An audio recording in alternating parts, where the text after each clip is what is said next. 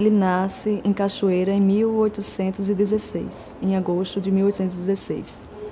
Ele é o 9º filho dos 10 do casal Antônio Teixeira de Freitas e Felicidade Santa Rosa de Freitas. Ele vê ainda garoto, claro que ainda sem noção, mas vê toda aquela movimentação.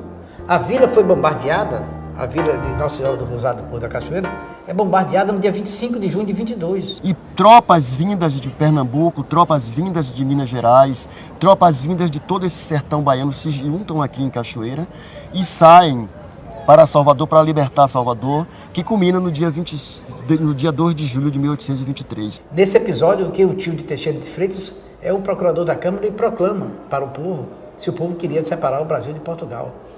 Então, ele foi criado nesse fervilhão de emoções. E isso certamente ajudou a temperar o caráter dele. Ele é considerado um dos alunos mais destacados. E o professor, ele envia uma carta aos governantes, dizendo que tinha entre os alunos alguns jovens que mereciam muito destaque, mereciam muito apoio, e cita Augusto Teixeira de Freitas. Historicamente, nós formávamos juristas em Coimbra, uma faculdade de 1290 em Portugal. A partir de 1827, nós vamos ter duas faculdades de Direito no Brasil.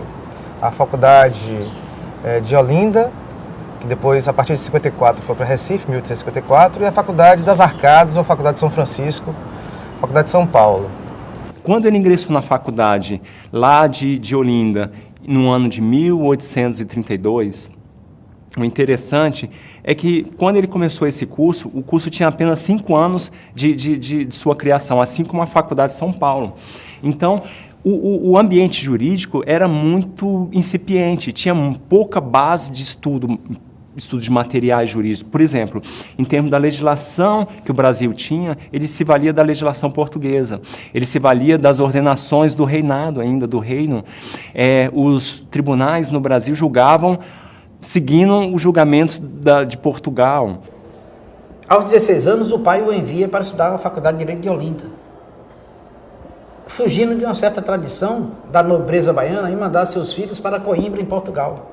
Que os cursos de direito iniciam no país, começa-se a pensar sobre as nossas leis. Isso é uma coisa que involuntariamente vai acontecer nos cursos, né? Os alunos começam a refletir sobre isso. Até quando nós podemos nos utilizar das outras leis, de outras culturas, tendo em vista que somos uma nação tão singular? Teixeira de Freitas vai para estudar em Olinda, depois ele se transfere para São Paulo, mas volta de novo para Olinda, onde ele se forma em 1837. Ele, em São Paulo, ele argui a suspeição de 2 professores que iriam julgar ele. Por algum motivo, ele entrou em atrito com o professor, com os 2 professores, e achou que iria ser perseguido nos exames. E aí entra com uma petição pedindo para que as provas dele não sejam julgadas pelos professores X e Y. O diretor da faculdade, mesmo considerando ele um aluno brilhante, inteligente, um dos melhores quartelistas do direito, escreve ao ministro da Educação, ao governo central, explicando o problema que caberia ao governo decidir. Mas o governo nega esse pleito dele e ele, insatisfeito, ele volta para Olinda. No mesmo ano que ele conclui o ensino superior, que ele conclui o curso de Direito, casa-se com uma prima. Ainda enquanto estudante, ele veio aqui à Bahia, ele casa com uma prima, entendeu? E ele teve vários filhos. Tem 10 filhos. Então, era comum, inclusive na época, essas famílias grandes, né? Ele volta para Olinda, onde conclui o curso. E ele conclui o curso, sintomaticamente, 1 mês antes da eclosão da Sabinada, uma revolução que houve aqui na Bahia em 1837. Durante 4 meses, a Bahia teve um governo revolucionário federalista. Mas era, ao mesmo tempo, uma contradição. O doutor Sabino Vieira, que era o principal guru dos revoltosos, ele proclama que, enquanto o príncipe Dom Pedro II não fosse adquirisse a maioridade, a Bahia se separaria do Brasil, seria uma república e depois voltaria a pertencer ao Brasil, tão logo o príncipe assumisse o poder. O presidente que os rebeldes nomeiam é Inocêncio Galvão, que por sinal estava nos Estados Unidos fazendo pesquisas e estudando, e é nomeado presidente da República Baiense. Como ele está nos Estados Unidos, o vice-governador também eleito assina diversos atos no Palácio do Governo, entre os quais nomeia Augusto Teixeira de Freitas, juiz de direito em Salvador. Ora, isso um mês depois dele se formar em Olinda. Ele nem estava em Olinda, ele não havia ainda se deslocado para a Bahia. Vem aquela coisa do patrimonialismo, ele era uma figura, filho de uma família proeminente, ele é designado juiz de alguma vara lá em Salvador, ele assume uma função jurídica importante lá em Salvador. E isso lhe cabe sérios problemas na sua vida profissional. Então eu acredito que o novo governo rebelde, para ganhar a simpatia dos senhores de engenho, nomeia muita gente ligada ao senhor de engenho, tipo assim, para trazer essas pessoas para o lado deles. E isso acontece à revelia de Teixeira de Freitas. O que ocorre em seguida é que 4 meses depois, essa revolução é debelada, o governo imperial manda tropas para a Bahia, prende os revoltosos todos, o Sabino Vieira é preso e todos os líderes da revolução foram presos, alguns foram desterrados. Sabino Vieira mesmo foi levado para outro estado, jamais voltou para a Bahia e foi proibido de voltar à Bahia. E todo mundo que tinha sido nomeado entrou no rol de suspeitos de ser rebelde. Ele foi juiz logo depois que ele terminou o curso de Direito, ele foi juiz durante 1 ano, logo depois ele respondeu um processo crime e ele foi destituído do cargo. Teixeira de Freitas vai fazer a sua defesa. Em 1839, ele consegue ser absolvido da revolução, do crime de ter feito uma revolução federalista. Ele ficou muito insatisfeito com isso, foi um problema que causou muita dor de cabeça para ele, digamos. E aí, em 1843, ele se transfere para o Rio de Janeiro e lá ele coloca um escritório chamada a Rua da Quitanda, e é a partir daí que ele começa a se notabilizar. Junto com o Visconde de Jequitinhonha, que é outro baiano, Montezuma, ele é o fundador do Instituto dos Advogados do Brasil, e Teixeira de Freitas é um dos que fundam o Instituto dos Advogados do Brasil. A figura do Teixeira de Freitas ele ganha bastante força com a fundação do Instituto dos Advogados do Brasil, que é o embrião da OAB, né? Que começa a normatizar o exercício da profissão, entendeu? Os direitos de petição, como o advogado deve ser tratado, como ele deve tratar os oficiais de justiça e tal, é quem já começa a normalizar, começa a normatizar a atividade. Ter sido indicado pelo Nabuco de Araújo para ser o advogado do Conselho de Estado. E isso acaba marcando a trajetória e o fato do Teixeira de Freitas ter essa fama de grande parecerista faz com que em 1855 ele seja convidado para poder realizar a consolidação das leis civis aqui no Brasil. Por volta de 1850, ele é contratado como advogado do Conselho de Estado, já no Rio de Janeiro. E daí essa aproximação dele com o governo imperial. O Nabuco de Araújo, ele era ministro naquela época, e ele era bastante amigo de Teixeira de Freitas. Então Nabuco de Araújo convida Teixeira de Freitas para consolidar as leis esparsas, toda a legislação extravagante que existia. E Teixeira de Freitas parte para esse trabalho hercúleo. Primeira coisa, reunir todas as leis existentes.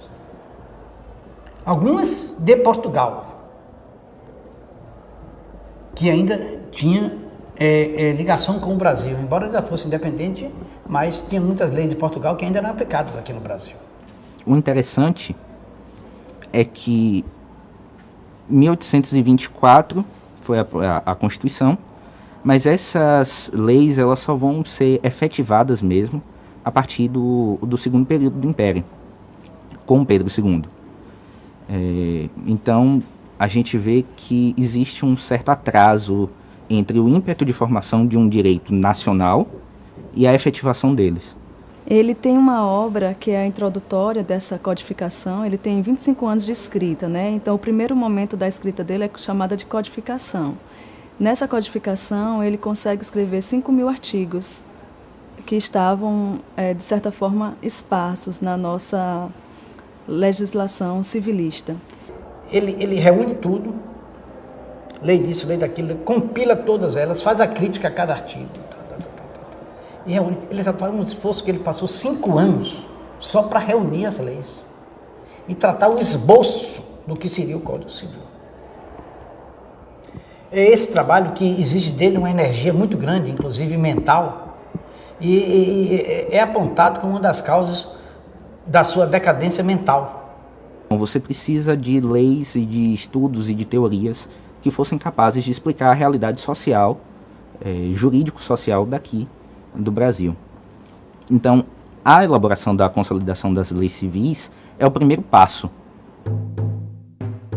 Quando ele faz essa consolidação das leis civis, ele faz questão de retirar dessa consolidação todos os elementos que faziam referência à servidão e à escravidão no Brasil.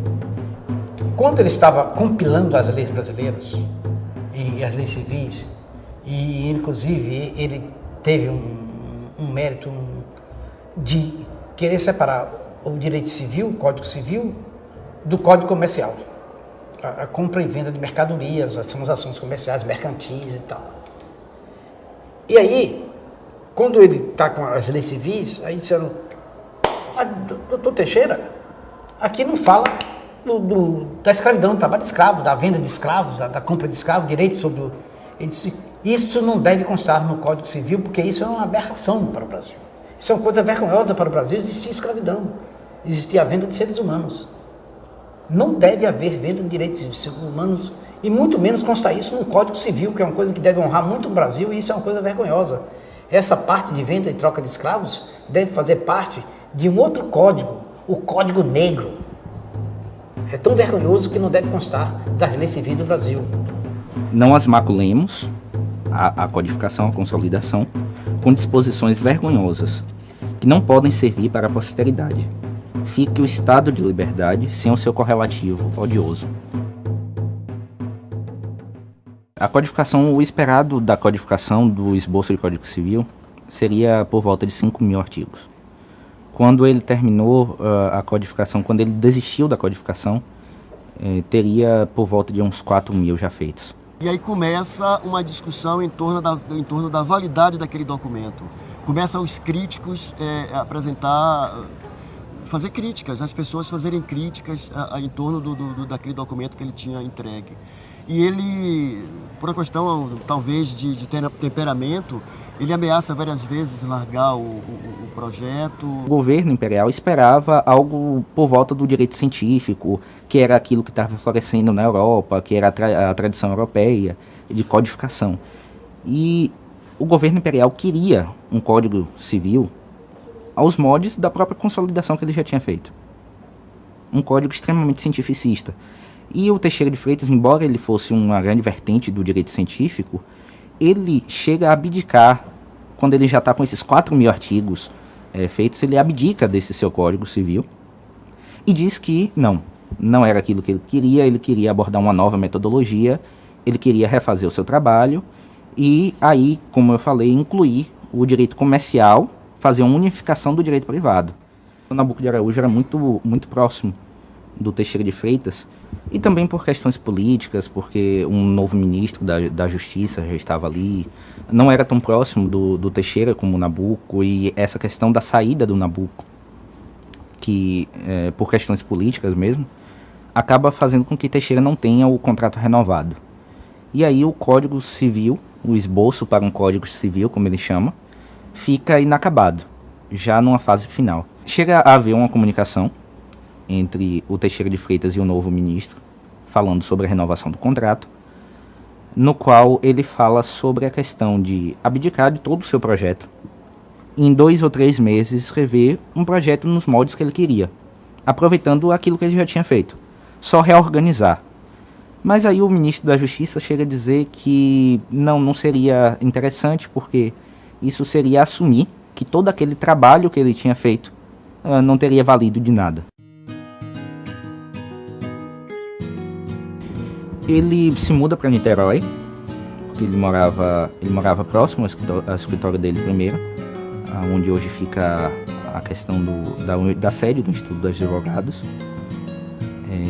Depois ele se muda para Niterói e lá ele começa a escrever o aditamento à consolidação das leis civis, algumas obras de literatura. Ele compilando todos os livros, ele sabia de cor, ele ficou tão entusiasmado com aquilo que ele recitava artigos inteiros de lei.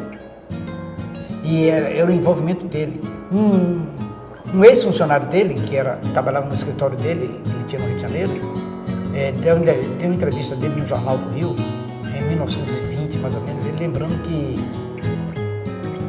o Dr. Teixeira, ele ficava passeando pelo escritório, recitando o teor das petições que ele iria redigir ainda.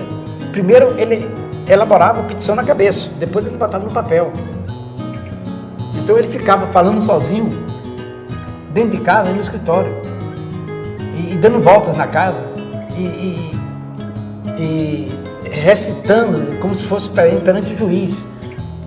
E aquilo ali ele fazia dia e noite. Dia e noite ele se acostumou a falar sozinho, falando sozinho, quando o pessoal percebeu que ele já estava com o princípio de esclerose. Ele continuou trabalhando no Código Civil. Ele continuou trabalhando, fazendo um aditamento à consolidação das leis civis que ele mesmo já tinha feito. E continuou trabalhando nesse Código Civil, mas ele não terminou, ele não chegou a findar. Os escritos de Teixeira vão influenciar a dogmática argentina e vão influenciar a discussão do direito civil argentino. Vélez Sarsfield, que não é só o nome de um clube de futebol, mas de um grande nome do direito argentino, ele absorve os ensinamentos de Teixeira de Freitas e implanta o Código Civil do argentino com base no esboço que Teixeira de Freitas fez para o Brasil, que foi recusado naquele momento. Então, ele é considerado o jurisconsulto da América Latina. Que ele usa aproximadamente 1/4 do Código Civil de Freitas para realizar o Código Civil argentino.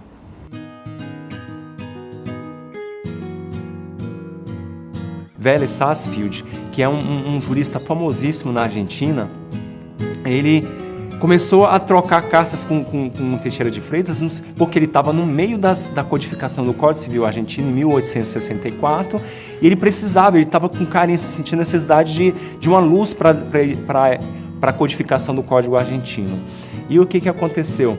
Ele começou a recorrer à técnica de Teixeira de Freitas, à metodologia, aos institutos de Teixeira de Freitas. Eles tinham contato epistolar. Muitas vezes, o Vélez, quando ele tinha alguma dúvida sobre os institutos, ele mandava cartas. E Freitas, ele começou, já com o Código Civil, com o esboço do Código Civil, ele já começa a apresentar essa questão da depressão. Porque ele via que todo aquele seu esforço não estava sendo reconhecido. Daí também o fato dele abdicar da obra dele. Quando ele percebeu que ele trabalhou em vão, ele entrou em um processo depressivo bem importante, né? Que acabou levando a que ele definhasse mesmo.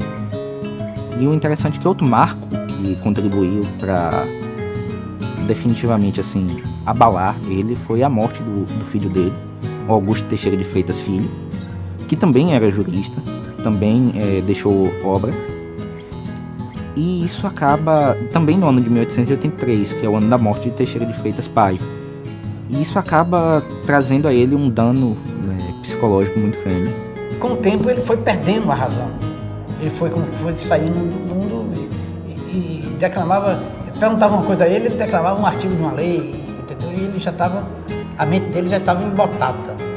Ele se dedicou tanto à sua obra que ele esqueceu um pouco da vivência pessoal dele. Ele tocava violão. E que ele já morando em Niterói, na praia de Caraí, em noite de lua cheia, ele tocava violão na praia, entendeu? Tem referência disso, relatos familiares de que ele tocava violão. E inimaginável um homem tão empenhado no direito, tão estudioso e tal, que se dedicasse a uma coisa que era basicamente uma coisa marginal naquela época, o violão. Quem era nobre, quem era coisa, tocava só o piano e tal. Mas violão era coisa de vagabundo, de capoeirista, de seresteiro e tal. Ele é um pioneiro não só aqui no Brasil, mas também nesse direito latino-americano. Por ocasião do centenário da morte dele, em 1983, em Roma, houve uma grande conferência em que se consagrou Teixeira de Freitas como o grande patrono do direito latino-americano, do direito privado latino-americano.